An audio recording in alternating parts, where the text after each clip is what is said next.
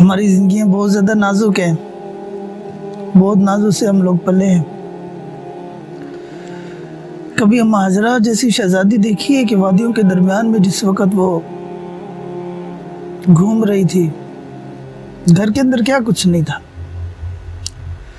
हज़रत इब्राहीम अलैहिस्सलाम के साथ चलकर क्या मिला था। जिस वक़्त 4 पहाड़ों के दरमियान के अंदर छोटा सा बच्चा है, उसको छोड़कर जा रहे हैं और नज़र आ रहा है कि कोई चीज़ नहीं है यहाँ पर, बिल्कुल जंगल बेअबान है। बिजली चले जाए ना, हमारे बच्चे रोते हैं। और बिल्कुल चटियल मैदान के अंदर वो रात कैसी होगी।